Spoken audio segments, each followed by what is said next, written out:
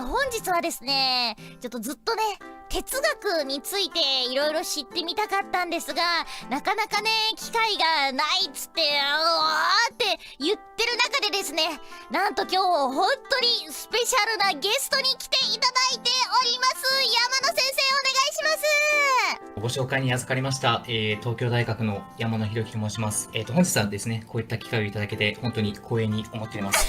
本日は何卒よろしくお願いいたします。硬い先生いやー、ちょっとですね、こうなっちゃいましたね。いや、めちゃめちゃ緊張しております。一番のメイン、リクール研究なんですけども、ある時期というのは3年前かな。バーチャル YouTuber 研究という分野にすごく興味を持ちまして、はい。僕がその研究する前から、そのバーチャル YouTuber 研究っていろんな分野であったんですよ。はいはいはい。その VTuber の歴史をまとめようとか、うんその VTuber の経済モデルを分析しようとか、はい。いろんな研究がある中で、哲学の観点からの VTuber 研究っていうのがあったら面白いんじゃないかなというふうに思いまして、うんうんうんうん。でそれで2年前にVTuber をテーマにした哲学の査読論文を執筆しまして、はい。はい、そこからVTuber 研究っていうものが、軌道に乗ってですね、うんうんうん。でそれでその成果が今年の3月にVTuber の哲学という形で、出版に至ったおというめでとうござい形です。ますいやー、ありがとうございます。VTuber の哲学出たの今年3月なんですけど、はいはいはい。なんとですね、今月末に岩波書店さんから、VTuber 学という本が、出ましてですね。出ます。じゃじゃーん、こちじゃじゃんらですねありがとうございます。出してくださって、そう、こちら。9月の推薦図書です、こちら。ショコラデンの推薦図書のうちの一冊になっております。VTuber 学。いや、これもすごい楽しみなんですよ。読むの。ちょっと今からワクワクしてます。絶対、ラデンさんだったら面白く読めるんじゃないかなと思ってます。ちょっとさっきのストローマン論法聞きたいんですけど、あれ何ですか、ストローマン。ストローマン論法は、なんか、ある学者が、うんある、理論を提唱したと。はいはいはい。で、その理論っていうのは、すごい奥深いもので、いろんなことを、こう、包括できるような議論だったのに、うん。なんかその一部を切り取って、なんかちょっとこう、ギガ化して、なんか、あの人はこういうこと言ってるよね、だってこういう議論じゃん、みたいな感じで、ちょっとこう、極端な形にまとめ上げちゃう。そういうことを元の学者は言ってたんじゃないのに、なんか、さもそう言ってるかのような形で、ちょっと別のものに仕立て上げちゃって、それを攻撃してるみたいな。それが藁人形論法ってやつだと思います。私たちで言うところの悪意のある切り抜きですね。そうですね。ストローマン切り抜きにならないようにしないといけないというああ話ですね。いうの名前がついてたんだ、ストローマン切り抜き。はい、そうだと思います。ちょっと今後そう言っていこうと思います。ちょっとストローマン切り抜き一旦やめてもらっていいですか。いいですね。ホロライブとの出会いをちょっと聞きたいなと思うんですけど、はい。ホロライブっていつ頃からご存知でした？ホロリスになったきっかけ、ホロライブを知ったきっかけなんですけど、はい。もともとそのバーチャル YouTuber の草分け的存在であるキズナアイさん、皆さんご存知だと思うんですけど、はい。そのキズナアイさんという存在はなんかすごいぼんやりと理解したんですよね。うんうんうんうんうん。なんかすごいなんとなく、なんかそういう人がいるんだなって思ってただけで、はい。でもなんか、それがどういう存在なのかって全然よくわかってなかったんですよ。うんうんうんうん。で、ほんと長い期間、VTuber っていうものをなんか知らないままこう、生きていたというか過ごしていたんですけども、はい。それが、変わったのが2021年頃でして、僕は結構ドラクエとか好きなんですよ。はいはいはい。割と普通にゲーム好きで、割とやってて、当時、11がすごい流行ってて、うん。で、11を全クリして、なんか YouTube でいろいろ動画とか見たんですよ。はいはいはい。で、その時に、YouTube がですね、僕がドラクエを検索しまくってたので、なんか YouTube の方もドラクエに関連する動画をおすすめしてくれるんですよ。はいはいはいはい。で、そうすると、そこで、宇佐田ペコラさんという方のチャンネルがレコメンドされまして、ペコラ先輩。そう、その日、ドラゴンクエスト35周年記念だったんですよ。はいはいはい。それで、記念特番があったんですが、ミラー配信を宇佐田ペコラさんの、枠で、ペコラさんがされてて、はい。で、そこのゲストにいたのが、団長、その、塩貝ノエルさんだったんですね。はいはいはい。で、なんか、そこで初めて、だからその、ドラクエのコンテンツを知るために、そのミラー配信を見たっていう感じだったんですよ。うんうんうん。で、その時に、だから、初めてその、宇佐田ペコラさんと塩貝ノエルさんを初めてお見かけしたんですけど、はい。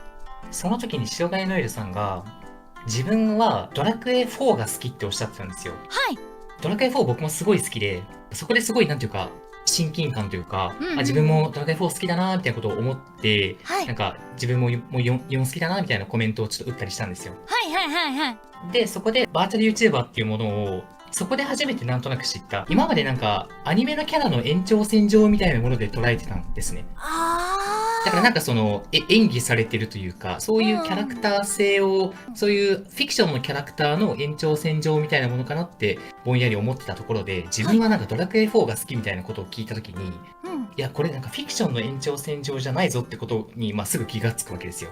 はなんかそこにこう、リアルがあるというか、人格があるというか。うんうんうん。で、記念特番のミラー配信終わった後も、お二方の印象はすごい残ってて、はい。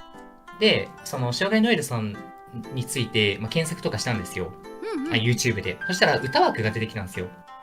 ほうほうほうほう。その、障害ノエルさんの当時、その、ノエル先輩の歌枠。あ、そうです、そうです。はい当時、その、障害ノエルさんのチャンネルの固定されてたのが、はい。確か100万人見守り歌枠だったんですよ。はあはあはあはあ。そう。で、それを固定されてるしっていうんで聞いてみたんですよ。はい。そしたら、なんか、その、すごいものが聞けてしまって、本当にちょっと衝撃だったんですよね。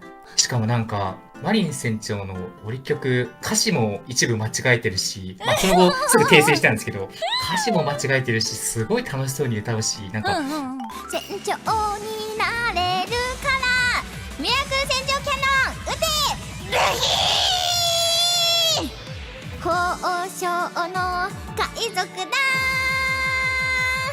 ミラクル船長キャノン撃てルヒーあ、ヨーソルだったそれでは皆様いきますよだヨーソルだ最後間違えてたマリンごめんヨーソルできんかったなんか部品が新しい何かをそこで見たような気がして、はいはいはい衝撃体験だったんですよね。アバンギャルドですよねそうノエルですね。先輩の歌枠はそう。で、それで、なんか、その、ドラクエきっかけで、その、宇佐田ペコラさんと、塩谷ノエルさんというところで、初めてその VTuber っていうものを視聴するきっかけをもらえたって感じなんですよね。はいはいはいはいそう。そこでそのホロライブっていうその箱の存在を、まあ、初めて知ってですね。うんで、それで、ちょこちょこ見るようになったんです。うんうんうんうんそう。で、そのちょっと後、3年前の秋に、まあ、実はとある人物が、とある配信をしまして、はいまあ、はーちゃまこと赤いハートさんですね。はーちゃまさんが、その配信の中で、確かはーちゃまの本音ってタイトルの動画だったと思うんですけど、はいはいその配信の中ではーちゃまさんが、大学生になったんだよってみんなに言うんですよ。ハートの皆様に。はいで、なんか自分それでさらに衝撃を受けちゃって、ほうその心はそう、大学生になるんだ。VTuber は、うんまあ人にもよる、タイプにもよると思うんですけど、うん年取ることもあるし、うんうんうん大学生にもなるんだっていう不思議な衝撃があって、うんうんうんうんうんなんか大学生になって今大学生の皆様はーちゃまは後輩ですみたいなこれから頑張っていくからみたいなことをはーちゃまさんが言ってて、はいなんかすごいなんか応援したいなって気持ちになったんですよね。うんうんうんだから単にそのちょこちょこ VTuber を見るようになった以上のちゃんとこう強く応援したいみたいに思わせてくれるようになったきっかけがはーちゃまさんだったんですよ。なるほどそう。で、そこで10月に入るんですけど、はいその10月10日、その多分ホロリスの皆様って10月10日っていう日付を聞くと反応する方とかいると思うんですけど、うんうん10月10日ってとある人の誕生日なんですよ。はいそれが姫森ルーナさんなんですけど、うんうんうん姫森ルーナさんの誕生祭ですね。誕生日ライブうんうんを見まして、たまたまリアタイだったんですけど、はいそれは皆さんご存知の言葉、スバチョコルーナの3人でライブされてて、はいはいでそこでキラメキライダー歌われてて、はいもうそれでシンプルにいいなって思ったんですよ。すごく、わかりますなんか言葉にできない良さがあるんですよねそうなんですよ。すごくうん素晴らしいものを見させてもらったなという気持ちになって、でしかもそれだけじゃなくて、メモリールーナさんって、その、プログラミング言語とかも履修されてる方、わかる方なんですよね。はい。で、結構彼女のその雑談枠とかリアタイとかしていて、で、割となんかあんまり表だって言われてないかもなんですけど、うん。姫森瑠奈さんっていう人はすごいロジカルシンキングがすごい方だなっていう印象もあって、すごいこう論理的に物事を話される方だなっていう印象があるんですよね。あだからちゃんとこう言葉の定義って言ったものがちゃんと分かってから話し出す人みたいなってう。いうのがあると思っていて、人生で初めてその押すっていう感覚が分かった気がしたんですよね。応援したくなるみたいな。そう。しかも単に応援するをさらに超える感じ。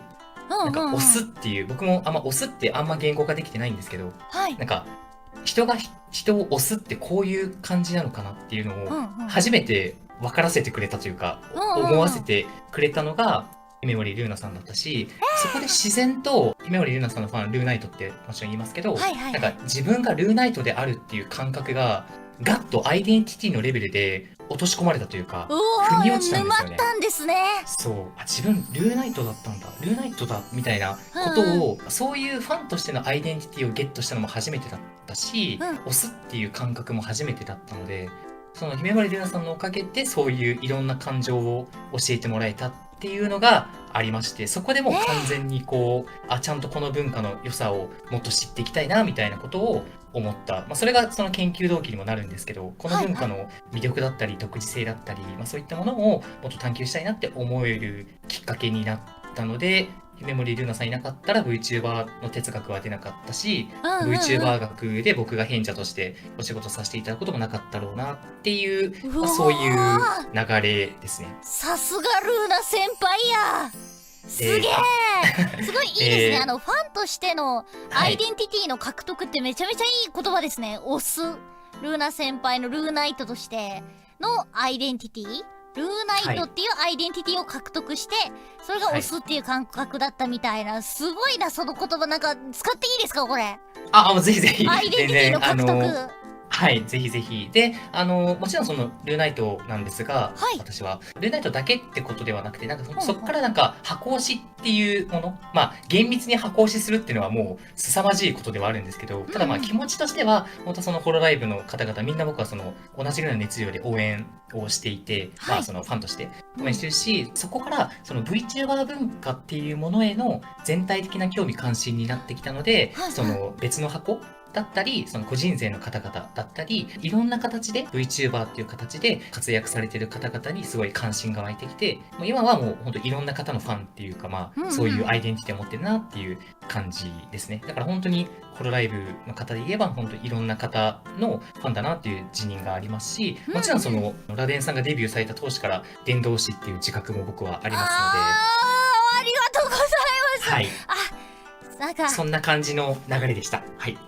なんか、ありがとうございます。一応伝道師でもある。もちろんそうです、そうです。ラデンさんがデビューされた時から、その哲学界隈ではすごい話題だったんですよね。本当にこういった形で、その美術だとか、こう学術とかに、こういった形で、しかもホロライブで、そういったものに関心を持って活躍の幅を広げている方がいるっていうことで、めちゃめちゃその哲学研究者の中でも話題、特に僕の周りの VTuber を見ている哲学研究者の中では、本当にもうラデンさんは話題だったんですよ。嬉しい。ありがとうございます。なんか自分やっぱデビューして、もう今まで結構もうすごいダッシュで来てたから、なんか冷静に自分が何をやってきたかとか、どういう影響があったみたいなのって実は全然見れてなくて、山野先生の言葉でこうだったんだよって言われて、なんかすごい嬉しいです。今デビューしてよかったなって思います。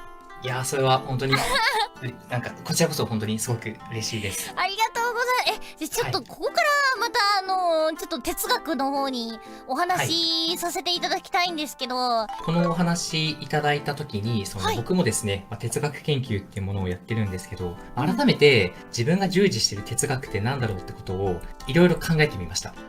僕もいろいろ考えたんですけど、なんか僕一人がなんか哲学ってこうだっていうよりかは、なんか結構周りのそのお世話になっている哲学研究者の方々に、その哲学ってどういうものですかねみたいなご相談をさせていただいて、で、それでその先輩方に、いや、哲学って自分はこういうふうに理解してるよみたいなことをなんかアドバイスいただいて、そういうのも結構お話の中に盛り込まさせていただいております。で、事前に相談させていただいた方々の中で、その VTuber 学って本が、さっき紹介されたと思うんですけど、はい。その VTuber 学の11章を書かれた、うん富山豊さんという研究者の方と、12章を書かれた松本博樹さんという方がお二人いらっしゃって、はい。富山豊先生がそのフッサールっていう哲学者を、主に研究をされたりしてる方、それ以外もされてるんですけど、はい。で、その松本博樹先生という方が、まさに美学の専門家なんですよね。そうなんですね。そう、まさにゴリゴリで美学をされてる方で、このお二方にいろいろこう相談に乗っていただいた。で、その富山豊さんが、実はそのフッサール思考性の哲学っていう本を出されてるんですけど、うんうんうんうん。フッサール思考性の哲学って前ちょっと話題になったんですね。何で話題になったかっていうと、後書きに角巻渡部さんの名前が出てきます。後書きって謝辞書いたりするんですよ。誰々に、誰々のおかげでこの本が書けました。ありがとうございます。みたいな謝辞を書くんですけど、はい。その謝辞の一人に角巻渡部さんが入っていて、えーしっかり渡部さんへの感謝の気持ちが富山さんによって書かれているっていうのが、実はその角巻渡部さん本人に届いたんですね。実際、哲学書史上初だと思いますよ。その哲学書の中でうんうん VTuber の名前が出るっていうのは初の事例だと思うので、聞いたことないですよ。ないですよね。初。そう富山豊さんはその生粋の綿メイトであられる方なので、これははいはい本人に配信上で言及していいですかって言ったらいいですよってちゃんと許可いただいたので、よかったです。はい、ちゃんといただいてます。はい、僕にそのホロライブっていう文化を教えてくれた恩人でもありますね、富山さんは。はいはいはいはい。でちなみにもうお一方の松本博樹さんはロベさん推しという形で、ロベル先輩。そうですそうです、ロベルさん推しという。はいはいはい。本当VTuber の哲学研究会、本当いろんなホロリスがいるなという感じでありまして、そんなおす二方にごいなと思いました。今なんかなんかすごい見ててくださってるんだなーってめっちゃ感じます。そうでちょっと前置き長くなっちゃったんですが、そういった方々にそう相談に乗っていただいて、哲学ってこういうものだよって話をこれからしたいと思います。ちょっと前置きがめちゃめちゃ長くなっちゃってすいません。で、11章が、その、ペルソナとしての VTuber と、これが先ほど、ワタメイトとして話題が上がりました、富山、豊さんですね。富山さん。ぜひですね、第11章だけでも、ホロリスの方には読んでいただきたいなと思っていて、第11章は、はいなんていうか、伝説になると思うんですよ。なんていうか、気になるもう、第11章パラパラめくったら、はい。多分、びっくりすると思いますね。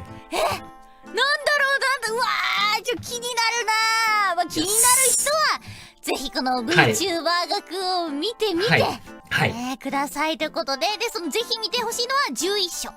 そうですね。もう第3部全部面白い。てか、この本全部面白いんですけど、やっぱ VTuber リスナーというか、ホロリスの方だったらちょっと11章はちょっと、一回見ておいて損はない。すごいものが見れます。本当に。最後に、その12章、13章の12章が、松本博樹さん、先ほど話題が上がったその美学者の方で、はいはい。そのフィクショナルキャラクターとしての VTuber12 章で、書かれていて、うん。で、13章でその本間博之さんという方が、身体と魂としての VTuber を書かれているという形ですね。本間さんは、しよっこの方です。おーやっぱ皆さんそれぞれ推しがね、いらっしゃるんですね。そうですね。もう明白にそういうものがあると思います。だってこれちょっと先出して1行だけいいと思うんですけど、本間さんの第13章の最初の一番冒頭ですよ。はい。これ学術書のある章の書き出しの文章ですよ。いきますよ。例えば、ホロライブ2期生の紫しおんが、とある深夜配信中にお腹が空いてカレー飯を食べ始めた出来事を考えてみよう。すごくないですかこの書き出し。こんな書き出しの学術書が世に誕生するのかって感じですよね。ちょっと面白いな、それ。すごいですよね。で、その文の、文末に脚注1ってあって、その中を見ると、しおんチャンネル、紫しおん、歌雑談40万人見届けたかった深夜のお歌、ホロライブ紫しおん、で、動画の URL っていう風に中になってるんですよ。ちゃんと中で載ってる。そうなんですよ。で、しかも Kindle 版で読むと、そのままリンクでポッてタップすれば、しおんちゃんの、その動画が、配信が見れる。そうです、そうです、そうです。お腹すいた。もう何も食べてない。4日間ぐらい。カップラーメンだと思うじゃん。カップラーメンかと思ったらカレー飯っていう。お湯捨ててね。お湯捨てんのお湯捨てんのそれは嘘じゃんね。それはワザップ。急にご飯食べたりするから、ほんと気に食わなかったらマジで見ないで。でもゲーム中はご飯食べないから、ゲームの時見て。雑談の時は何でもしていいと思ってるから、何でもする、本当に何でもするよ。ムカつくので今からオムライスとエビフライ作れんの？そんなの、そんな高度な技術あるんですか？ガチの飯テロくっそ腹立つ。カレー飯最強。なんかあれですね、はい。VTuber が普遍性を獲得したのかななんてちょっと思いますね。そうですね。本当に、この文化に、てか社会に、根付きつつある、そういうインパクトを持ってるし、ポテンシャルもすごいある文化なんじゃないかなっていうふうに思いますし、はい。義を見てせざるは言うなきなりは講師の言葉の一つで、目の前に困ってる人がいたら見て見ぬふりするのではなく、手を差し伸べることができる人が勇気を持った人であるとあります。で、ここに誰か来たらそれ本当って言い出すんですね。もしここにこの現場に居合わせたらソクラテスが、いやー、残念ながらそうなりますね。いや、講師とソクラテスのバトルはちょっと見てみたいですね。それ義って何定義してもらっていいですか？言うそうってそうそう言うって何ですか？それ本当って言い出すんですよね、ソクラテスが。そうです、そうです、そうです。で、講師が、はい、しかりって言うんですよ。